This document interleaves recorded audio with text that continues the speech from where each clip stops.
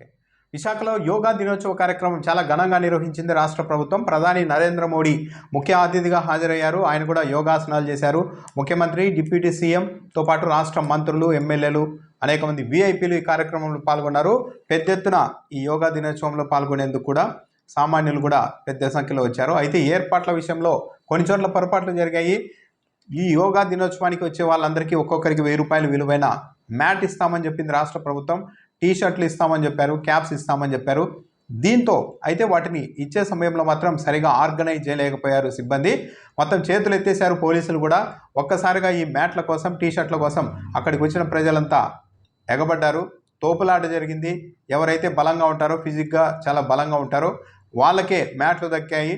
మహిళలు అందరినీ పక్కకు దోసేసి వెళ్ళి దౌర్జన్యంగా కొందరు తీసుకొని వెళ్ళిపోయారు. పోలీసులు అక్కడ ఉండి కూడా ఏం చేయలేకపోయారు. ఎందుకంటే పెద్ద సంఖ్యలో అక్కడికి రావడం, ఒక్కసారిగా అందరూ మ్యాట్ల కోసం, టీ షర్ట్ల కోసం ఎగబడడంతో పోలీసులు కూడా అక్కడ ఇంకేం చేయలేక చేతులు ఎత్తేసి పక్కన నిలబడ్డారు.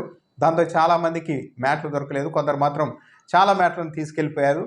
దాంతోపాటు నిన్న Guinness book of world record కోసం 25,000 మంది గిరిజన విద్యార్థులతో యోగాసనాలు వేయించారు. అయితే ఈ కార్యక్రమం పైన, నిర్వహణ పైన విమర్శలు వస్తూ ఉన్నాయి. నిన్న రాత్రి అంతా గిరిజన విద్యార్థులంతా అల్లాడిపోయారు.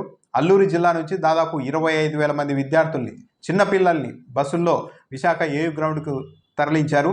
అయితే ఏర్పాట్లు మాత్రం సరిగా చేయలేదు. మధ్యాహ్నం 12 గంటల సమయంలోనే వాళ్ళని అక్కడికి తీసుకొచ్చారు. కానీ వాళ్ళని పట్టించుకున్న వాళ్ళు లేరు. సరిగా భోజనం కూడా చేయలేదు. చాలామంది పిల్లలందరినీ రోడ్డు మీదే వదిలిపెట్టారు. కార్యక్రమాన్ని కూడా చాలా ఆలస్యంగా మొదలుపెట్టి 4:30 తర్వాత 108 యోగాసనాలు పిల్లలతో వేయించారు. ఇక ఆ తర్వాత పిల్లల్ని పట్టించుకునే వాళ్ళు కూడా కరువైపోయారు. అంతా విశాఖలోని వీఐపీలంతా ఉండడంతో సిబ్బంది, అధికారులంతా వాళ్ళ సేవలోకి వెళ్ళిపోయారు.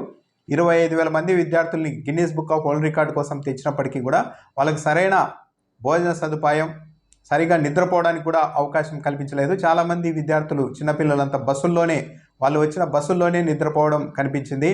భోజనాలు కూడా సరిగా ఏర్పాట్లు చేయలేదు. 3-4 సార్లు భోజనాలు తెచ్చారు. అయితే అప్పటికే చాలా ఆలస్యం అయిపోయింది. రాత్రి 11 వరకు కూడా కొంతమంది విద్యార్థులకు సరిగా భోజనం కూడా దక్కలేదు. ఆ తర్వాత ఎక్కడికక్కడ పిల్లలంతా పూర్తిగా అలసిపోయి, చిన్న పిల్లలు ఎక్కడికక్కడ పడుకున్నారు. తిరిగి ఉదయమే 4 గంటలకే వాళ్ళని లేపాలి అని కూడా ఆదేశాలు ఉండడంతో పిల్లలు బాగా ఇబ్బంది పడ్డారు. రాత్రి 12 వరకు మేల్కొని ఆ తర్వాత సరిగా ఆహారం లేక అలసిపోయి అప్పటికే మళ్ళీ 4 గంటలకు లేయాల్సిన పరిస్థితి రావడంతో చాలా ఇబ్బంది పడ్డారు. అధికారులు అయితే పిల్లల్ని Guinness book of world record కోసం అల్లూరు జిల్లా నుంచి 25,000 మందిని తీసుకొచ్చారు. కానీ వాళ్ళకి సరైన భోజనం కానీ, సదుపాయాలు కానీ, వసతులు కానీ, టాయిలెట్లు కానీ ఏవి కూడా సరిగా అరేంజ్ చేయలేకపోయారు. దాంతో నిన్నంతా పిల్లలు చాలా ఇబ్బంది పడ్డారు.